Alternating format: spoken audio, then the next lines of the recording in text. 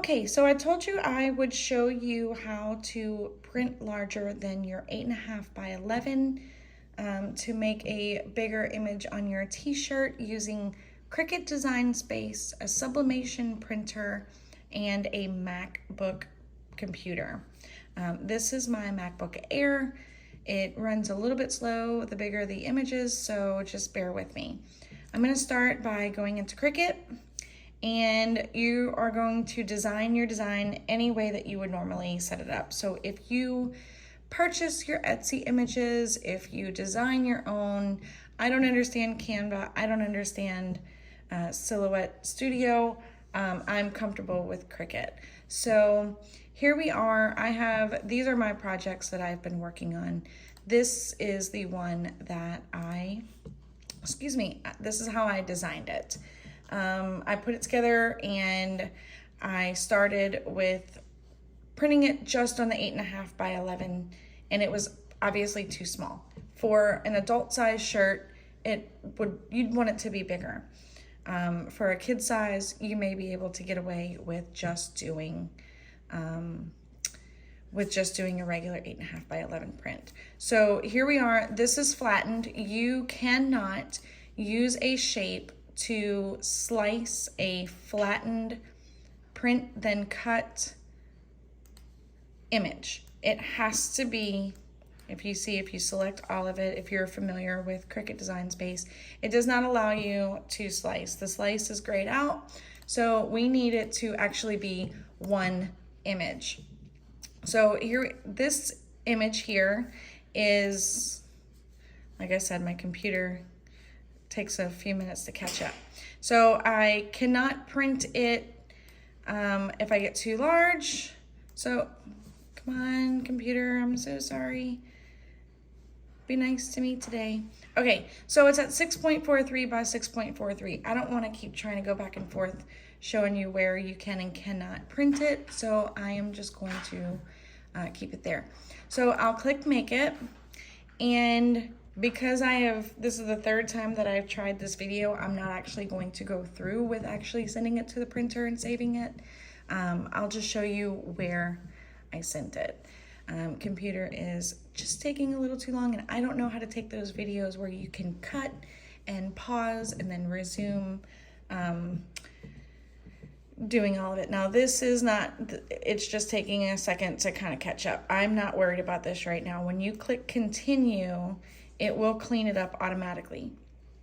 So if I hit send to printer, it's trying to connect to my Cricut right now, but my Cricut's unplugged. So I'm gonna wait for my computer. There it is. So here's my image. Do not send it to your printer yet. You're not gonna be able to change it after that. So this is what I was explaining for MacBook Air, MacBook Pro. The print to PDF, I'll show you that app in just a second. You want to print it there. It is a virtual printer on your computer that allows you to save this as a document onto your computer. Like I said, I'm not going to click it right now, but you would click that and make sure that your add bleed is off. That add bleed leaves a bunch of extra ink where you don't want it to go. So technically I would hit print, but I'm going to show you what it does when you do hit print. I want to cancel the cut. So imagine it says send to printer, and your dialog box would pop up, and this would pop up right here. So I saved it as Fresh Prints Ball, and this is the PDF for it. So I just saved it to my desktop. I always work on my desktop. When I'm done with an actual project, I will store it into one of these many folders that I have here. So since I have this PDF, I'm going to open Microsoft Word. So Microsoft Word is where I do my sizing and my cleaning up. I just go here to layout and have my orientation as landscape. I want my margins. I'm going to show that now. This is how I get the biggest and best prints that I possibly can. So I reduce these margins down to 0.2. If it's bigger than that, or I'm sorry, smaller than that, you're risking getting ink on your rollers. You're risking getting ink all over everything except for the paper, and that's when you start getting bleed marks on other prints. So, and if it's pulsing right now, I'm sorry, it's trying to focus. I'm just on my phone. So once I reduce the margins, I can reduce this size and I can go back to where my fresh pea ball, that's what I saved. Now, this is what Cricut sent me. I need to get rid of this box. So right click, crop. You're gonna take this as tight as you can and crop these down to get rid of that black box. So now we just have an image and I can expand this. Now this is what you would do if you were trying to get the 8.5 by 11 image. That's all we can do right now. So I'm gonna reduce the size so that I can see my desktop, and I'm gonna right click and I'm gonna go save as picture. Now I've already saved this as a picture over here, but I'm gonna show you, it's gonna save it as a PNG. That's what you want it to do. That is a full picture all on its own. So like I said, I've already saved it, picture 1 PNG. I'm not gonna save it again, so I'm gonna cancel. And then I'm also going to take that right off of the Word document. I'm gonna use this actual sheet when I'm done. So I'm gonna lower this down, and this is the picture that I saved. When I had clicked on save as picture, saved it as a PNG. So I'm just gonna reduce that back down, and I'm gonna go back into Cricut. Now, when I go to Cricut, I don't wanna change anything on this one, so I'm gonna go back to my stuff and see, yeah. So I'm going to technically start a new project, and I'm gonna upload. Now, what I wanna do is I wanna upload that particular picture that I just saved as a saved as picture. So that was the picture 1 PNG when I saved it as a picture, complex. And I am just gonna remove the outer background, okay? I'm just gonna click on that because I don't need all that extra white there. Print then cut image. Now it is 1 picture. It is not a flattened print then cut. It is 1 picture. So now what I'm going to do is I am going to use a shape, and I am going to slice it so that now I have a little more wiggle room when it comes to sizing each one. So select both, slice, delete the cut, and now I have 2 separate images. Again, I am not worried about the sizes right now. I'm gonna adjust the sizes in my Word document. So all I need to do is make sure that I can make this. So if I click make it, actually, let me go back because I want this to be on 2 separate pieces. So the slice results, it's a little long, so I'm gonna reduce the size. There we go. So now if I go to make it, it's still doing 2 separate pieces, but maybe if I go a little bit wider, it will put it on I want it on 2 separate pages. There we go. Okay, so I can save this as like a slice 1, a slice 2. So I can continue, send to printer. Again, you want to go to the print to PDF, make sure that your add bleed is not on, and then it would go send to printer, and then this one, it would do the second one, print then cut. You want to do the send to printer. Again, you want to make sure go to your print to PDF, go to your virtual printer. If it's not a MacBook, you can do the Bull Zip, which from what I hear is the best one that you can do. It's just not supported by Apple products. So I would click print if you make sure that your ad bleed is off. So now I am done with Cricut. I don't need to do any more with Cricut because I actually saved, if you see here, FP half is there and FP half 2 is there. So I saved it as a PDF onto my desktop. So I'm going to go back into Word and my margins are already saved up. So FP half, that's the first one. And then I'm going to go to FP half and put my second one on there. And I'm going to open this up and crop it just like I did before. It's a lot of repeating the process, but that is a-okay. Now what we want to do is make sure that we get as tight in there as possible because you will need to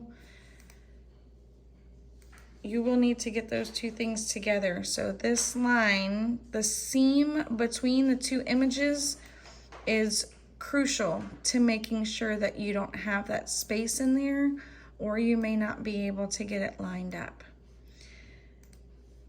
So now I want to kind of rotate this around.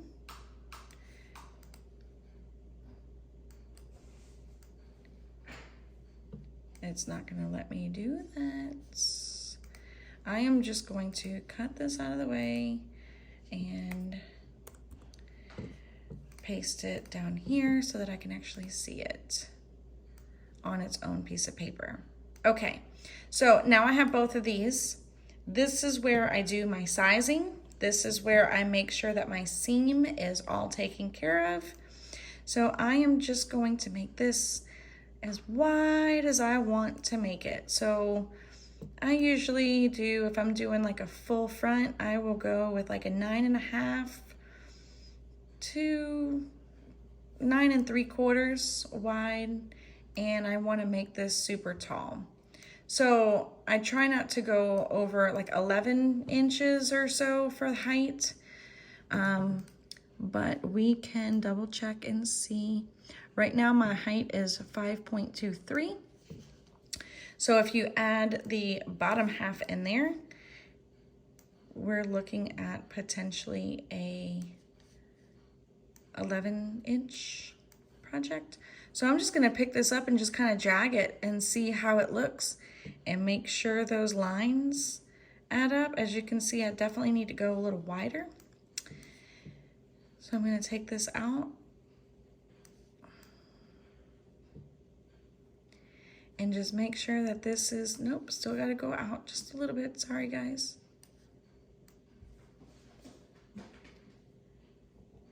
Once you have this pretty good,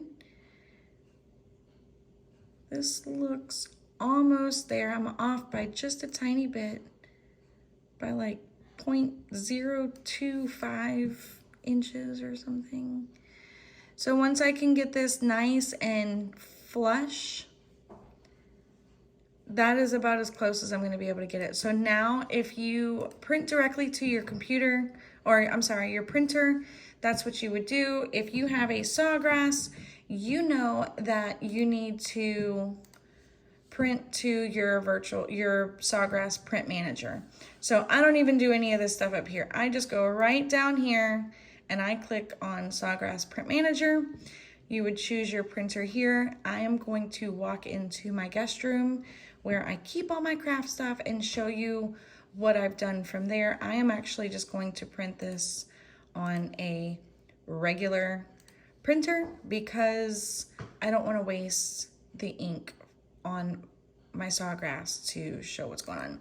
So I'm going to print both of these and let's take a quick little run across my house. I don't know how to do those, clips of taking things. So this is my house.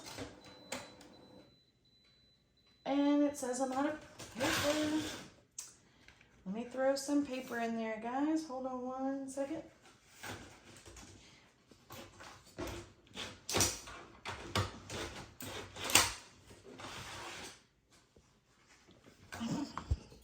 Okay, so once you have printed what nobody else has, I kind of figured this out on my own. I guess the Generation Z call them a hack. I use this light board here. I got it on Amazon. I think it was like 20 bucks.